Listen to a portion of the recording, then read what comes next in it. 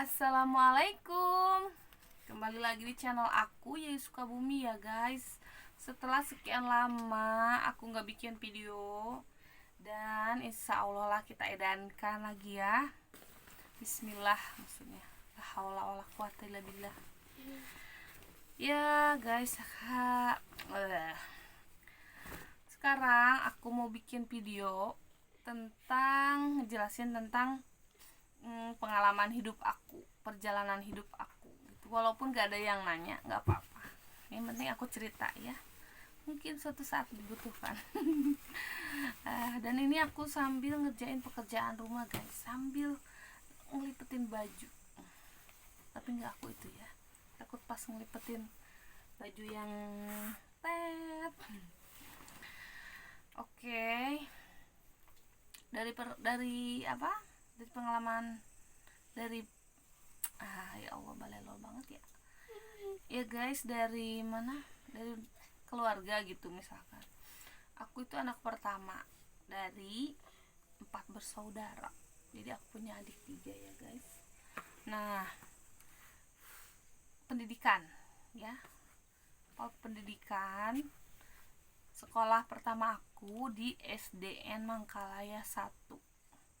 Itu letaknya di Kecamatan Cisaat kalau dulu itu, di Mangkalaya.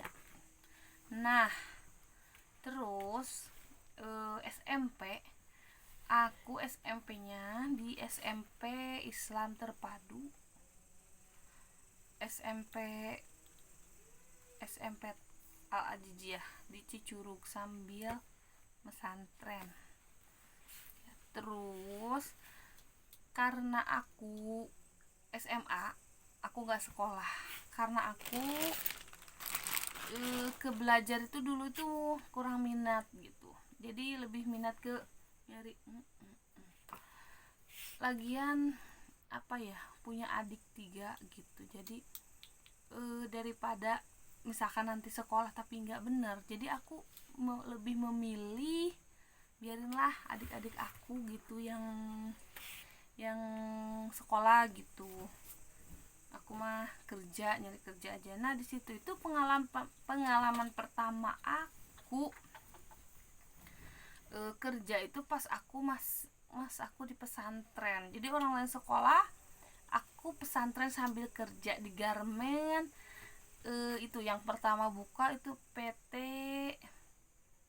apa ya, lupa, PT Gunung Salak GS ya. Aku kerja di PT Gunung Salak sebagai finishing ini apa, bartek atau lubang kancing. Nah, itu pengalaman pertama aku kerja di garmen ya guys. Nggak lama sih itu juga. Nah dari situ karena aku mungkin kecapean apa gimana, aku mutusin ke pulang, nggak pesantren lagi kayaknya kalau nggak salah itu dulu ya. Nah dari situ teh dari situ aku udah nggak pesantren, terus aku nyoba ngelamar di pabrik-pabrik yang ada sekitar area Sukabumi gitu, area deket aku tinggal lah. Aku pernah kerja di Cosmo. Nah kalau di Cosmo kerjanya setengah hari, karena pas pertama kerja itu kayak motong-motong kabel, terus pakai apa namanya ya, pakai pisau, terus kena berdarah tangan. Dari situ udah nggak cocok gitu kan, kebiasaan ngebartek gitu. Terus udah ceritanya itu udah lah, makan siang udah kabur, nggak bilang itu, soalnya baru keterima langsung siangnya itu. Terus nyobain di garmen-garmen lain, terus di Longpin juga pernah, walaupun ijazah SMP pernah pengalaman gitu, pernah mengalami kerja di Longpin. Nah pokoknya udahlah banyak. Oh di Multiglosir juga, di MG aku pernah juga ngalamin ya, pernah pengalaman kerja juga di Multiglosir. Dulu aku ditugasin di deket Ramayana, di Ramayana ya guys. Dan gajinya itu dulu tuh termasuk kecil banget, tapi lumayan lah buat yang single mah gitu. Nah pengalaman kerja udah. Oh iya, pernah juga pas pesantren ada yang ngajak, itu kakaknya temen aku, kalau nggak salah udah almarhum ya orangnya, Al-Fatihah lah buat itu ya, kerja di rumah makan yang pinggir jalan siang malam. Tapi aku nggak, karena tahu mereka tahu aku santri, jadi aku ditugasin siang hari. Jadi aku berangkat pagi dari pesantren, di pesantren nggak ya, lupa, pulang malam, pulang sore maksudnya, bagian siang. Nah itu pengalaman aku kerja di warung nasi. Kayaknya itu aja yang aku ingat sebelum itu. Nah setelah lama-lama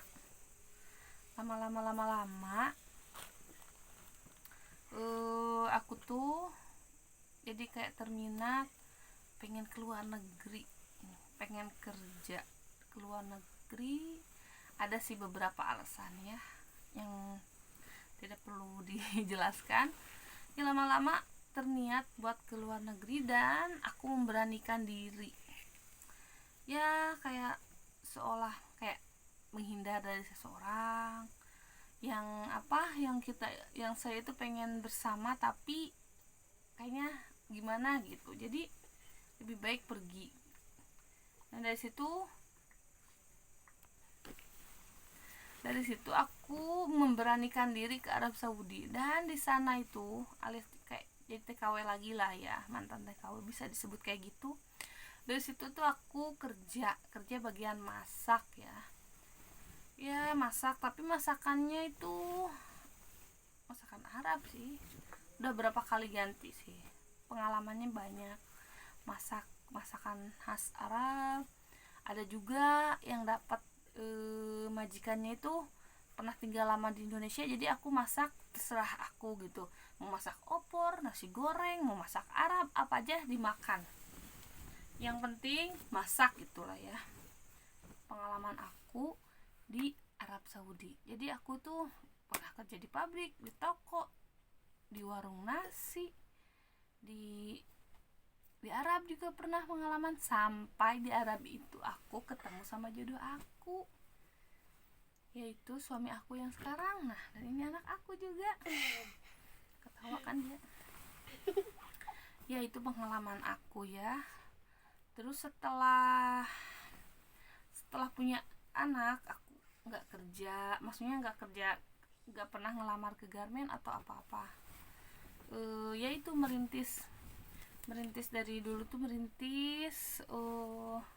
pernah dulu pengalaman ngeditin baju, ngeditin tupperware, pokoknya yang dipesen deh. Tapi ya karena modalnya, maksudnya misalkan sekali modal misalkan 20 juta misalkan, isi modalnya itu aja, terus nggak ada kerjaan lain dulu itu, ya habis gitu. Jadi dapat setoran dari orang buat sehari-hari, buat beli susu, buat ini itu, habis, nggak jalan, alias nggak jalan lah.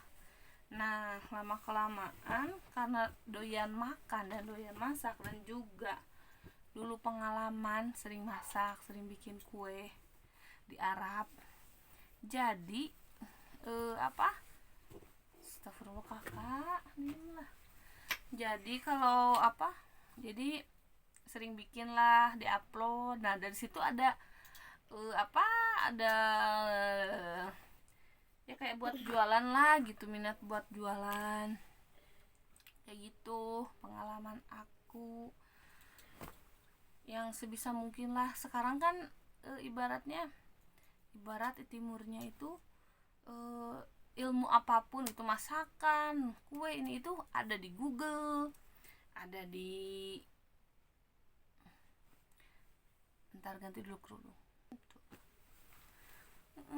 Zaman sekarang kan yang penting ada bahan, ada keberanian, ada ada kerjanya juga. Kita mau bikin apa aja juga bisa ya, yang penting kita mau belajar dan terus belajar. Nah dari situ itu misalkan bikin donat, terus ntar ada yang request, bisa bikin ini ga.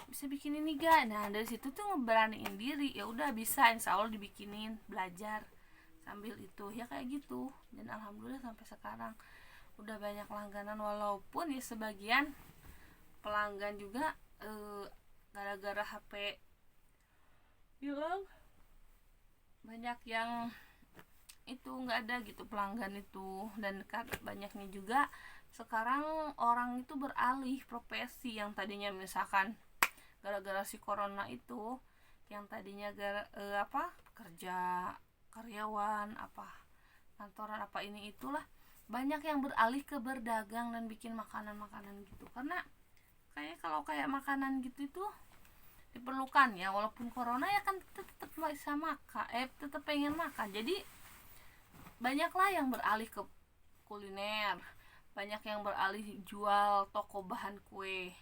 Karena lagi di Sukabumi tuh lagi kayak boomingnya itu. Itulah sepintas. Dan yang mau aku ungkapkan malam ini itu yaitu fakta dari diri aku yang sebagian orang tahu. Kalau yang dekat-dekat di kampung aku tahu semuanya. Yang teman-teman pasti nggak tahu fakta dari diri aku itu apa, kekurangan aku itu apa. Ada yang satu yang kekurangan aku itu yang bikin aku malu, tapi aku mau jujur di konten ini ya, bahwa aku itu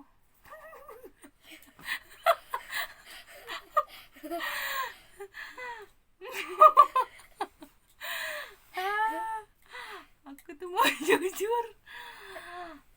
Sebenarnya sejak lama, mungkin pas bunga masih kecil itu, mungkin masih bunga umur 2 tahun apa 3 tahun lah, lupa. Kekurangan aku di gigi ya. Jadi dulu itu gigi aku kayak keropos gitu, kecil sedikit nih, kayak ada gigi yang ini kayak gini, keropos sedikit. Dan lama-lama aku jadi ompong. Dan itu aku sangat malu banget, kayak nenek-nenek masih muda tapi ompong guys. Dan malu banget lah, tapi nggak apa-apa, aku mau belak-belakan aja di sini. Aku mau jujur gimana aku ompongnya, dan selama ini aku pakai gigi palsu buat menutupi ompong aku gitu loh guys. Ntar ya, nih aku kan ada tren.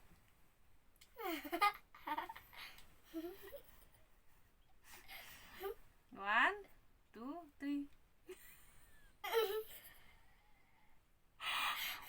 Sebenarnya aku malu banget ompong kayak gini, tapi kadang pas lagi ngunyah aja ini, kadang si gigi tuh hampir mau kekunyah, copot, karena gigi aku nggak permanen. Pertama dipasang kadang pengen tertawa sendiri ngeliat diri aku sendiri ompong itu. Kalau malam aku sering buka, tapi kalau keluar aku pasang. Tapi kadang pas aku keluar, pas gigi aku lupa nggak dipasang, disimpan di tempatnya. Jadi kalau aku ngomong kayak gini,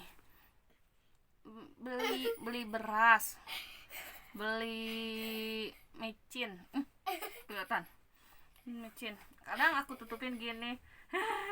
Padahal itu aku nutupin gigi ompong. Terus pas dulu zamannya aku belum corona, karena aku pakai masker atau pakai apa ditutup gitu, karena malu sama gigi ompong ini. Terus pengalaman aku pakai gigi palsu itu apa, dulu pas di Jawa, pas di rumah mertua, pas aku lagi ngangkat jemuran siang-siang, kan banyak debu, kena angin. Akhirnya kan aku pengen bersihin. Nah pas bersihin, pas bersihin itu si gigi itu apa sih kalau bahasa Indonesianya, kalau bahasa Sundanya mah meceleng gitu kan. Itu shock banget, aku takut takut ketahuan keluarga mertua bahwa aku itu ompong gitu kan, malu banget. Jadi aku ngomong juga gini ya, kadang ngomong tapi nggak dingangain gitu, kayak gini nih contohnya, misalkan ya kayak gitu. Aku cari-cari di tanah di depan rumah mertua, nggak ketemu, entah kemana itu acelengnya, nggak, loncatnya gitu, nggak tahu kemana itu loncatnya. Dan akhirnya saya nunggu punya uang lagi, karena lumayan ya, gigi palsu itu paling murah mungkin ada 200-300 lah. Nunggu nunggu punya uang dan akhirnya pasang kembali. Ini mungkin udah ketiga kali pasang. Kadang saya sedih, kok bisa sih saya masih muda tapi ompong. Itu kadang nggak nerima gitu. Tapi mungkin sekarang malam ini, saat ini aku udah legowo, udah nerima apa adanya gigi aku yang ompong. Tapi belum siap sih kalau harus keluar nggak pakai gigi palsu. Rasanya malu banget, kayak nenek-nenek ini itulah bercampur, pokoknya kayak gitu ya guys. Jadi tolong jangan dibully ya keompongan aku. Aduh, pokoknya suka dukanya, kadang sampai ngilu, kadang bukan ngilu bukan ngilu itu sakit gitu, karena di dalam gigi aku itu masih ada tersisa gigi sedikit. Itu katanya sih harus kayak operasi kecil lagi, kata yang di puskesmas saat itu nggak bisa nyabut, harus ke rumah sakit. Tapi belum pernah sampai sekarang kelaksanain, karena kadang pas ke situ masih bengkak, katanya diobatin dulu ntar pleng lupa. Ya kayak gitulah pengalaman gigi aku nih. Pasang lagi ya.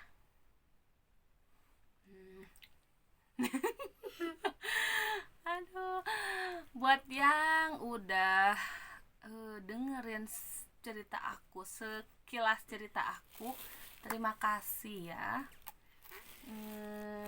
Apa namanya, mudah-mudahan ya pokoknya terima kasih yang udah mendengarkan curhatan aku. Oh iya, aku juga lupa ngenalin, aku tuh suaminya orang Banyuwangi, Jawa Timur ya guys. Walaupun gak ada yang nanya, aku ceritain.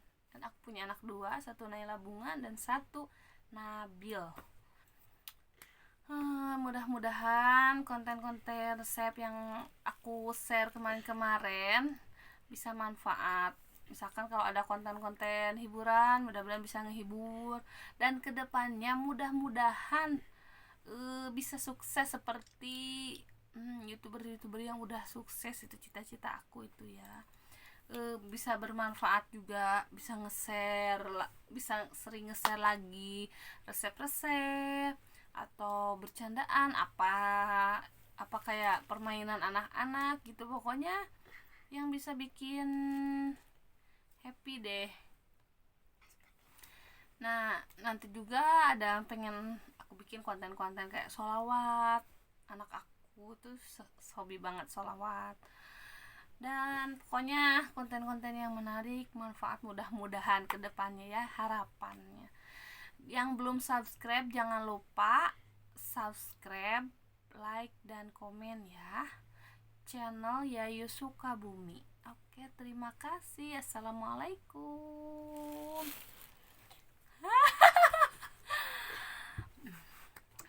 Assalamualaikum. Bye.